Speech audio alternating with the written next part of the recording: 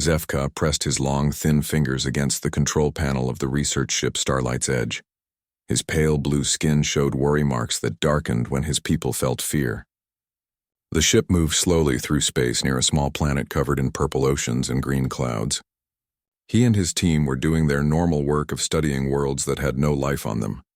The Veltan scientist looked at the readings on his screen. This planet had strange gases in its air that his people had never seen before.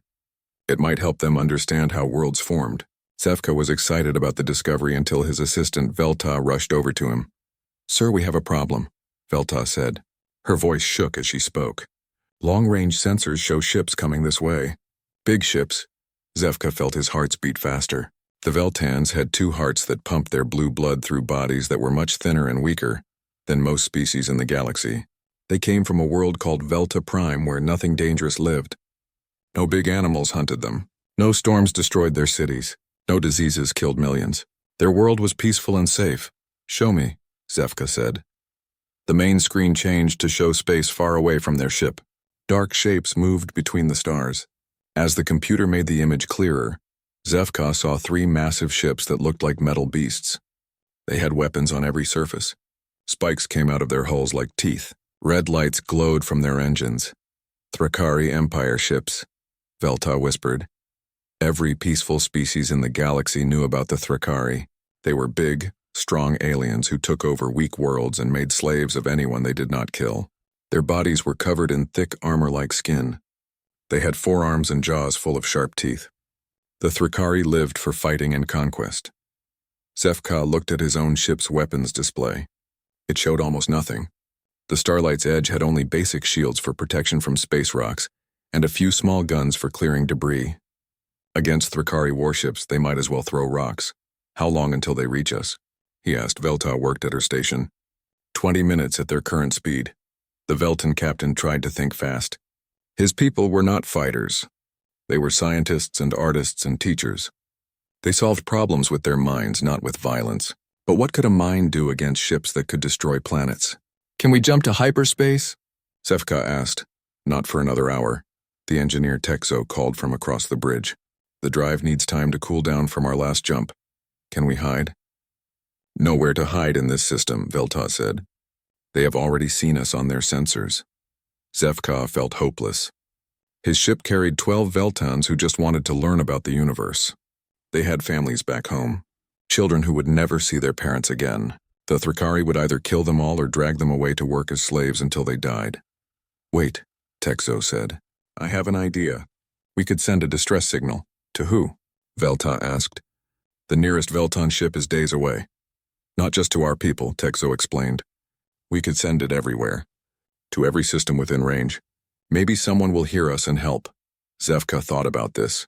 Most species were like the Veltans, peaceful and weak. They would not risk their own ships to save strangers. But maybe, just maybe, someone brave enough would answer. "Do it," he ordered. Texo's hands moved quickly over his controls. The ship's communication array turned to point in all directions. It began sending the same message over and over again in every language they knew, and in simple math patterns that any intelligent species could understand. Peaceful research vessel under attack by hostile forces. Coordinates attached. Any assistance appreciated. The message shot out into space at the speed of light. It would take time to reach other star systems. "Maybe too much time. Signal sent," Texo reported. Broadcasting on all frequencies. The Thrakari ships were getting closer. On the screen, Zefka could see more details. Gun turrets that could blast his ship into dust. Missile launchers loaded with enough firepower to crack a moon. Armor plating thick enough to stop anything his people could throw at it. "Incoming transmission from the lead Thrakari ship," Velta said. "Put it on screen." The display changed to show the inside of a Thrakari bridge. A massive alien sat in a command chair that looked more like a throne. His thick gray skin was covered in old battle scars. 4 muscular arms ended in claws that could crush a Veltan's head. When he smiled, rows of sharp teeth showed. "I am Commander Krug-Nor of the Thrakari Empire," the alien growled. "You will surrender your ship and prepare to be boarded. Anyone who resists will die slowly." Zefka stepped forward even though his whole body shook with fear. "We are peaceful researchers. We have done nothing wrong. Please just let us go." Krug-Nor laughed. It sounded like rocks grinding together. Nothing wrong? You exist. That is wrong enough. Your weak species disgusts us. You will serve the Empire or feed our war beasts. The transmission ended. Zefka looked around his bridge at the faces of his crew. They were all young Veltans who had joined this mission to explore and learn. Now they would die or worse because they had the bad luck to be in the wrong place when monsters found them. 15 minutes until they reach us, Velta reported. Far away in space, their distress signal continued to race toward distant stars. On a small blue and green world that the galaxy had never heard of, machines designed to listen for signals from space picked up the alien transmission. A human woman named Lisa Martinez was working the night shift at a monitoring station when strange patterns appeared on her screen. But Zefka did not know about Earth or humans. He only knew that death was coming for his ship in 14 minutes and counting. Take us toward that asteroid field, he ordered. Maybe we can hide long enough for someone to answer our call. The Starlight's Edge changed course and ran for its life. Lisa Martinez stared at her computer screen in the dark room. Coffee had gone cold in her cup hours ago, but she did not notice. Strange signals danced across her monitors like nothing she had ever seen before. The Deep Space Monitoring Station in Colorado was supposed to watch for signals from other countries or space junk that might hit Earth. It was not supposed to pick up messages from aliens, but that was exactly what Lisa was looking at. The patterns were too organized to be natural. They repeated in mathematical sequences that screamed intelligence. Even stranger, parts of the signal looked like universal concepts, numbers, physics, basic geometry. Someone was trying to communicate. Lisa picked up her phone and called her supervisor. Captain Sullivan, you need to get down here right now. Martinez, it's 3 a.m, Jake Sullivan said. His voice was thick with sleep. This better be important. Sir, I think we just made first contact. Silence on the phone. Then footsteps running. Jake Sullivan arrived at Lisa's station 10 minutes later. His uniform was wrinkled and his hair was messy, but his eyes were wide awake. Lisa showed him the signals on her screen. How long has this been coming in? He asked. About 20 minutes. It keeps repeating the same basic message. Jake studied the patterns. He had been in the military for 20 years and had never seen anything like this. Can you translate any of it? Some parts. The mathematical sequences are easy. But look at this section. Lisa pointed to a cluster of signals. Those could be coordinates. And this part here repeats every few seconds. If I had to guess, I would say it means help or emergency. Jake felt his heart pound. Humanity had been listening to space for decades, hoping to find proof that they were not alone. Now that proof sat on a computer screen in front of him, and it was calling for help. Get me Admiral Morrison on the secure line, he ordered. Sir, it's 3 a.m, Martinez. We just received the first alien message in human history, and it looks like a distress call. Wake up, everyone. Within an hour, the message had reached the highest levels of government and military command. Admiral Kate Morrison sat in a secure conference room at the Pentagon, looking at the same signals that Lisa had discovered. Around the table sat generals, scientists, and government officials who had been pulled from their beds. Are we sure this is real? Asked General Paul Davis. Dr. Amy Foster, the top expert on possible alien communication, nodded. The patterns are too complex and organized to be natural phenomena. The mathematical sequences prove intelligence, and the repetition suggests urgency. What kind of urgency? Admiral Morrison asked. If I had to guess, someone is in trouble and asking for help. Morrison looked around the table. Recommendations? We should respond, said General Davis. This could be our only chance to make contact with an alien species. Or it could be a trap, argued another official. What if these aliens are hostile? Dr. Foster shook her head. Hostile aliens would not send distress calls. They would either attack or stay hidden. Admiral Morrison made her decision. We respond, but we go in prepared for anything. She turned to Captain Ryan Hayes, who had been sitting quietly at the end of the table. Hayes commanded the battleship Terra's Fury, the most advanced warship in Earth's small but growing space fleet. Captain, how fast can you get your ship ready for an interstellar mission? 6 hours, ma'am. But I would recommend taking escorts. Agreed. Take the destroyers Thunder Bay and Storm Rider with you. Dr. Foster, you are coming too. We need someone who understands first contact protocols. Hayes stood up. What are our rules of engagement? Defend yourself if attacked. But remember, Captain, If these aliens really are in distress, they might be the key to humanity joining a larger galactic community. Do not start an interstellar war on our first day. Hayes nodded. Understood, Admiral. 6 hours later, 3 human warships sat in Earth orbit, ready for humanity's first journey to help aliens in need. The Terra's Fury was over 1 kilometer long and covered in armor plating that could stop nuclear weapons. Its escort destroyers were smaller but just as deadly. All 3 ships carried weapons designed by a species that had spent thousands of years perfecting the art of war. Captain Hayes stood on his bridge, looking out at the stars. His crew of 300 was the best Earth had to offer. They came from every nation and had trained for years to serve on humanity's first interstellar fleet. Now they were about to find out if they were alone in the universe. Dr. Foster, are you ready? Hayes asked. Amy Foster looked up from her station where she was studying the alien signal. As ready as anyone can be for first contact. Navigation, do we have coordinates for the signal source? Yes, sir. It is coming from a star system about 50 light-years away. Hayes took a deep breath. 50 light-years would take their ships 3 days to travel using the new faster-than-light drive. 3 days to reach whatever was waiting for them. Communications, send a message to Earth. Tell them we are beginning our mission. Message sent, sir. Hayes looked around his bridge one more time. His crew was young and eager, but they had trained hard. The Terra's Fury and her escorts were built to fight and win against anything Earth could imagine. But what if aliens had weapons that humans had never dreamed of? All ships prepare for jump to hyperspace. The 3 human warships engaged their drives and disappeared from Earth's solar system in flashes of blue light. They raced through the strange space between dimensions, carrying humanity's hopes and fears toward their first meeting with aliens. Behind them, Earth waited and worried. Ahead of them, a desperate Velton research ship ran for its life from Thrakari hunters, not knowing that help was coming from a world that the galaxy had never heard of. In his quarters, Hayes looked at a picture of his family back on Earth. His wife and 2 young children smiled at him from the frame. He had volunteered for this mission knowing he might never see them again. But if aliens really were in trouble, humanity had to help. It was what separated them from monsters. 3 days to destination, his navigation officer reported over the ship's communication system. Hayes hoped they would arrive in time. The Terra's Fury and her escort ships dropped out of hyperspace at the edge of an alien star system.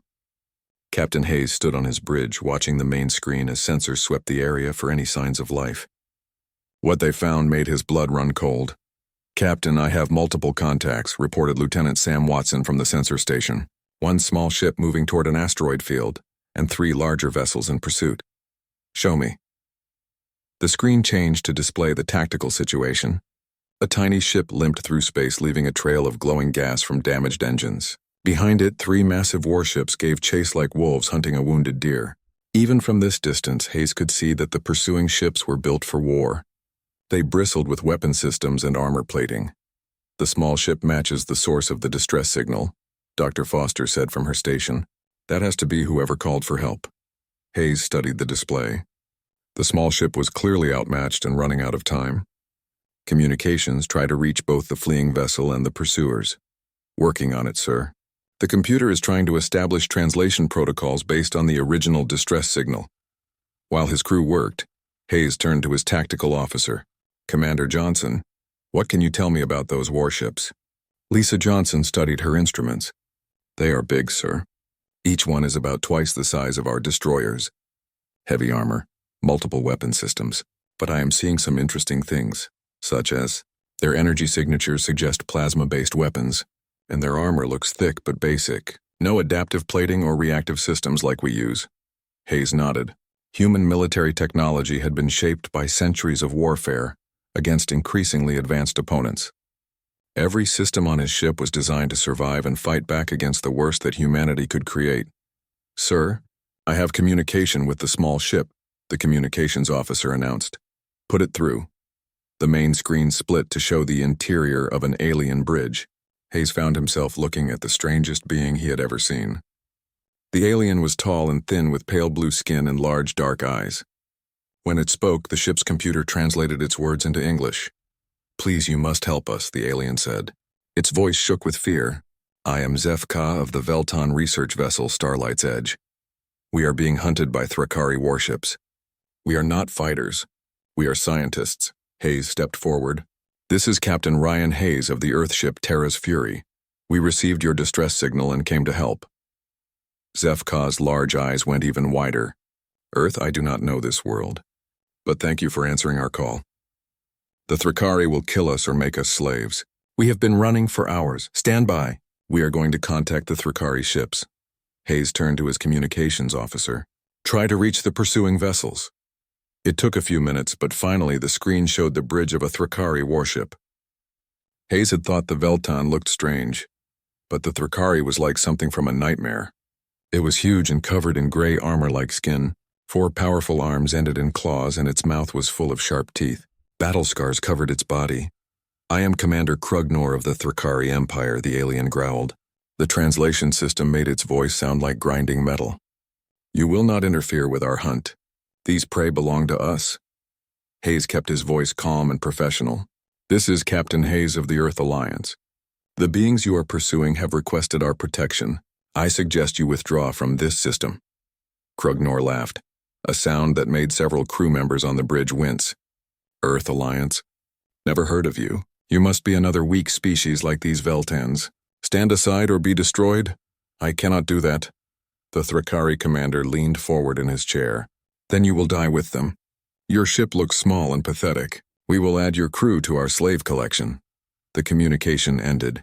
Hayes turned to his tactical officer. Commander Johnson, status on the Thrakari ships? They are changing course to intercept us, sir. All 3 vessels are charging weapons, all ships red alert. Prepare for combat. Alarms sounded throughout the Terra's Fury and her escorts. Crew members ran to battle stations they had trained on for years but never used in real combat. Energy flowed into weapon systems designed to punch through the strongest armor humanity could build. Sir, the lead Thrakari ship is firing, Johnson reported. Bright balls of superheated plasma raced across space toward the human ships. Hayes watched them approach on the tactical display. The weapons looked impressive, but they were slow compared to human missiles. Evasive maneuvers. Return fire! The Terra's Fury twisted away from the plasma bolts, its powerful engines pushing the massive ship aside with surprising grace. The plasma shots missed by several kilometers. At the same time, the human ship's main gun fired. The railgun round was a solid piece of metal accelerated to nearly the speed of light. It crossed the distance between the ships in seconds and struck the lead Thrakari vessel amidships. The alien ship's shields flared and collapsed. The round punched through the armor like it was paper and exploded inside the hull. Direct hit, Johnson reported with surprise in her voice. Their shields are down and I am reading massive internal damage. Krugnor's voice crackled over the communication system. Impossible. How did your weak ship penetrate our defenses? Hayes did not answer. Instead, he ordered his escorts to engage the other 2 Thrakari ships. The destroyers Thunder Bay and Storm Rider moved in from different angles, their own railguns charging. The second Thrakari ship fired a spread of plasma bolts at the Thunder Bay. The destroyer's adaptive armor shifted and adjusted, absorbing the energy and dispersing it harmlessly. In return, the Thunder Bay launched a flight of missiles that weaved through space like angry hornets. The Thrakari tried to shoot down the missiles with defensive fire, but human weapons were designed to survive point defense systems. Half the missiles made it through and detonated against the alien ship's hull. Explosions ripped through armor plating that had never failed before.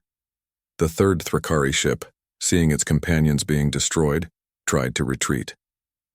The Storm Rider was faster. Its railgun fired once, sending a tungsten penetrator through the fleeing ship's engines. The Thrakari vessel tumbled helplessly through space, dead in the water. In less than 10 minutes, the engagement was over.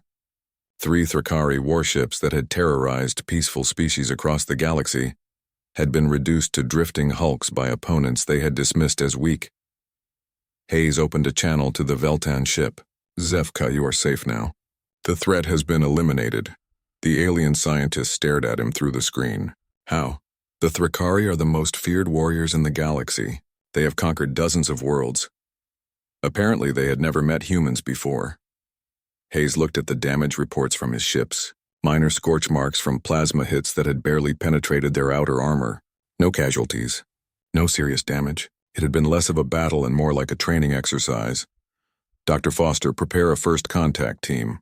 I think we have a lot to learn about this galaxy. Dr. Amy Foster floated in the docking bay of the Terra's Fury, watching as the Velton shuttle approached. She wore a full environmental suit because nobody knew what kind of atmosphere the aliens breathed, or what diseases they might carry. Her heart pounded with excitement and fear. She was about to become the first human to meet aliens face to face. The shuttle was beautiful in a way that human ships were not. It curved like a work of art instead of the straight lines and sharp angles that humans preferred. No weapons were visible anywhere on its hull. It looked like it was built by people who had never known war. "Docking complete," announced the bay controller. A ramp extended from the shuttle, and 3 figures emerged. Dr. Foster gasped when she saw them up close. The Veltons were even more delicate than they had appeared on the communication screen. They moved slowly and carefully as if they were afraid of breaking something. Zefka was the first to approach her. He wore what looked like a mechanical suit that covered his thin body. Through the transparent faceplate, Foster could see his large dark eyes studying her with curiosity. "Dr. Foster," Zefka said through his suit's translator, "thank you for allowing us aboard your ship. We are honored to meet the species that saved our lives." "The honor is ours," Foster replied. "You are the first aliens that humanity has ever encountered." Zefka tilted his head in a gesture that seemed universal. "Truly. You have never met other species before?" "Never. Earth is isolated from the rest of the galaxy. We only recently developed faster-than-light travel." "Remarkable. Most species make contact with others long before they achieve interstellar flight. Your world must be very far from civilized space." Foster led the Veltons through the corridors of the Terra's Fury toward the guest quarters that had been prepared for them. She noticed that they moved very slowly and seemed to struggle with the ship's gravity. "Are you having difficulty walking?" she asked. "A little," Zefka admitted. "Your ship's gravity is stronger than what we are used to. Our homeworld has much lighter gravity than this. We can adjust the gravity in your quarters to make you more comfortable." "That would be helpful. But please do not change anything for us. We are guests on your ship." Foster smiled inside her helmet. These aliens were incredibly polite. Nothing like the aggressive Thrakari that Captain Hayes had described from the battle. When they reached the guest quarters, Foster helped the Veltons adjust to the ship's systems. The quarters had been designed to be as neutral as possible, but even the basic human furniture seemed to overwhelm the aliens. "Your ship is very..." Zefka searched for the right word. "Robust. Everything seems built to withstand great stress." "Human ships are designed for combat," Foster explained. "We come from a world where conflict is common." "You mean your species fights wars with each other?" "Unfortunately, yes. Humans have been fighting wars for thousands of years." Zefka exchanged glances with his companions. They spoke quietly in their own language before he turned back to Foster. "Dr. Foster, may I ask about your homeworld? What is it like?" Foster thought about how to describe Earth to beings who clearly came from a very different type of planet. Earth is a dangerous place compared to most worlds. We have violent storms that can destroy cities, earthquakes that split the ground open, volcanoes that can bury entire regions in ash. The Veltans listened with growing amazement. "We also have many predators," Foster continued. "Large animals that hunt and kill other animals for food. Some of them used to hunt humans before we learned to defend ourselves." "Predators?" Velta spoke for the first time. "You mean animals that deliberately kill other animals?" "Yes. On Earth, most animals must kill to survive. Plants are eaten by plant eaters, which are eaten by meat eaters, which are eaten by bigger meat eaters. It is called a food chain." Zefka looked horrified. "How did your species survive in such a terrible place?" "We learned to work together. We made tools and weapons. We built shelters and cities. We became the top predator on our world." "Top predator?" Zefka repeated slowly. "You mean your species kills other species for food?" Foster realized she was probably scaring them. "Some humans eat meat, yes. But we also grow plants for food. And we no longer hunt wild animals very much. We raise animals specifically for food." This did not seem to make the Veltons feel better. Tekzo, the Velton engineer, spoke up. "Dr. Foster, worlds like yours are classified in our databases as death worlds. They are considered too dangerous for most species to survive on." "Death worlds?" "Planets where the environment is so hostile that only the most aggressive and adaptable species can evolve. We know of perhaps a dozen such worlds in the galaxy. None of them have ever produced a spacefaring civilization." Foster felt a chill. What happened to the species that evolved on those worlds? They usually destroy themselves before they can develop space travel. The same traits that help them survive on Deathworlds, aggression, violence, competitiveness, prevent them from working together long enough to reach the stars. But humans did reach the stars. Yes, Zefka said quietly. That makes your species unique in the galaxy. You are the first Deathworld species to achieve interstellar flight. Foster began to understand why the human ships had so easily defeated the Thrakari. While most aliens evolved on safe, peaceful worlds, humans had spent millions of years learning to survive in conditions that would kill most other species. Tell me about your world, Foster said, wanting to change the subject. Zefka's expression brightened. Belta Prime is a garden world. We have no large predators, no violent weather, no natural disasters. The temperature is always comfortable. Food grows everywhere without effort. Our ancestors never had to fight for survival. That sounds wonderful. It is paradise, but it has made us weak. When the Thrakari found us, we had no weapons, no warriors, no way to defend ourselves. Many of our worlds have been conquered. Foster felt sorry for these gentle beings. They were everything that humans hoped to become. Peaceful, intelligent, civilized. But their very goodness had made them vulnerable to species like the Thrakari. How many species are there in the galaxy? She asked. Thousands, Velta replied. Most are like us, peaceful beings from garden worlds. We trade knowledge and art with each other. We explore the universe together. We thought we had built a perfect civilization. Until the Thrakari came, the Thrakari evolved on a harsh world, though not as harsh as yours. They developed into warriors and conquerors. For the last few centuries, they have been expanding their empire by taking over weaker species. Why has no one stopped them? Zefka looked embarrassed. Because we are all weak. We never learned to fight. Our weapons are designed for clearing space debris, not for war. Our ships are built for exploration, not combat. When the Thrakari attack, we can only run or surrender. Foster began to understand the true situation. The galaxy was full of peaceful, advanced civilizations that had never learned to defend themselves. The Thrakari were like wolves in a flock of sheep, until now. Zefka, what do you know about the Thrakari military capabilities? They have hundreds of warships and have conquered over 30 star systems. Their empire grows larger every year. Why do you ask? Foster thought about the 3 Thrakari ships that Captain Hayes had destroyed so easily. If those were examples of the galaxy's most feared military force, then humanity had just become the strongest species in known space without even trying. I think, Foster said carefully, that the balance of power in your galaxy is about to change.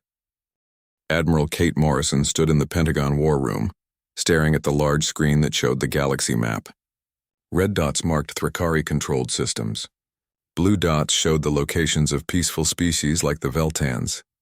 And one small green dot marked Earth, alone in its corner of space. Unknown to the galaxy until 3 days ago, ma'am. We have received another message from Captain Hayes, said Colonel Martinez, who had been promoted after discovering the first alien signal. Put it through. Captain Hayes appeared on the screen, broadcasting from light years away. Admiral, the situation here is more complex than we first thought. The Veltans have introduced us to representatives from 12 other species, all of them peaceful civilizations that have been terrorized by the Thrakari Empire. Morrison leaned forward. What are they asking for? Protection, ma'am. They want to form a defensive alliance with Earth. In exchange, they are offering to share their advanced technology with us. What kind of technology? Dr. Foster appeared beside Hayes on the screen. Medical technology that could extend human lifespans by centuries. Energy systems that make our fusion reactors look like campfires. Agricultural techniques that could end hunger on Earth forever. Morrison felt her heart skip a beat. The benefits to humanity would be enormous, but she also understood the responsibility that would come with such an alliance. Captain, what is your assessment of the military situation? The Thrakari are dangerous to peaceful species, but their technology is centuries behind ours in terms of weapons and defense systems. A single human cruiser could probably defeat a dozen of their ships. Morrison turned to General Davis, who had been studying intelligence reports all morning. General, your thoughts? Ma'am, if Captain Hayes is correct, then humanity has accidentally become the most powerful military force in this region of the galaxy. The question is, what do we do with that power? Before Morrison could answer, another officer rushed into the room. Admiral, priority message from the State Department. The president wants to address the nation about the alien contact in 2 hours. Morrison nodded. The secret was too big to keep hidden much longer. Soon the whole world would know that humanity was no longer alone in the universe.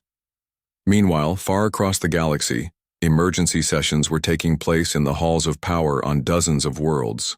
On Velta Prime, the ruling council met in their crystal palace to discuss the implications of humanity's intervention. The humans destroyed 3 Thrakari warships without suffering any casualties, reported council leader Nethva. Their technology appears to be far superior to anything we have seen. But are they like the Thrakari? Asked another council member. Will they conquer us as well? Dr. Zevka does not think so. He says they seem genuinely interested in peace and cooperation. For now, but Deathworld species are unpredictable. Their violent nature could emerge at any time.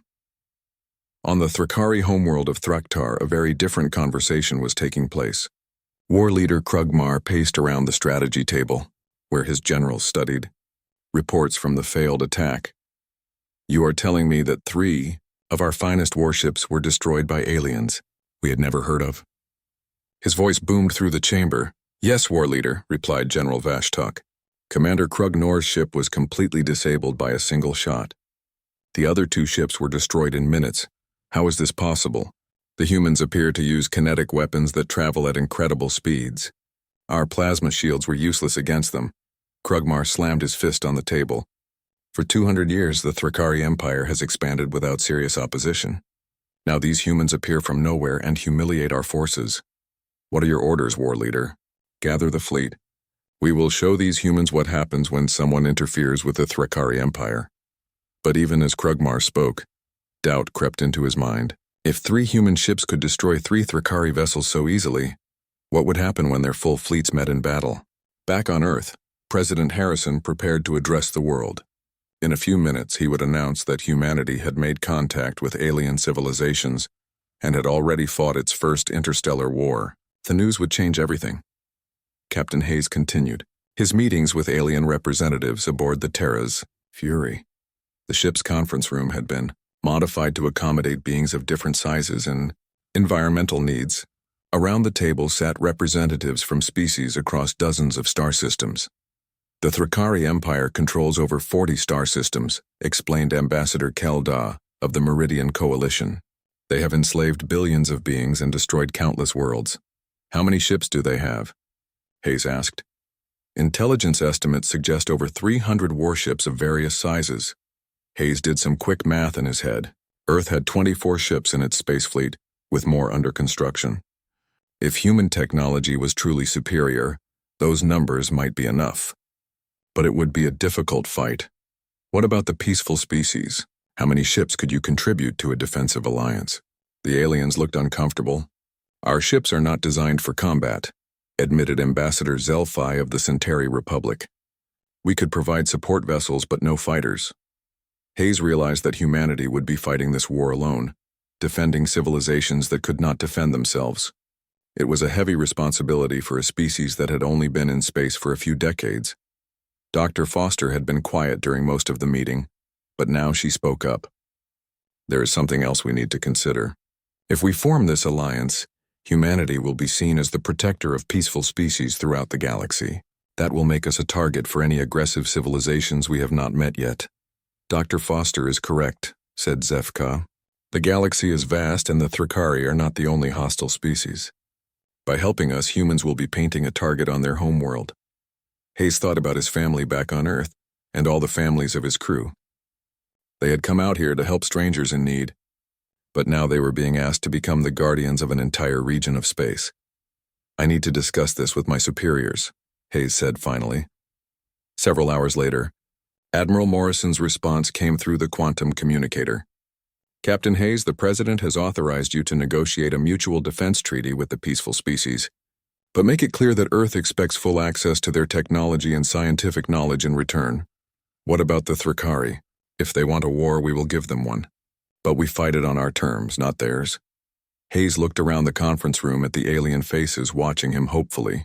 These beings had lived in fear for generations, watching their friends and families enslaved or killed by monsters they could not fight. Now they were looking to humanity, a species they had never heard of a week ago, to save them. On behalf of Earth, Hayes said formally, I accept your proposal for a mutual defense alliance. The relief on the aliens' faces was obvious. For the first time in centuries, they had hope. As Hayes signed the treaty documents, he thought about what humanity was committing itself to.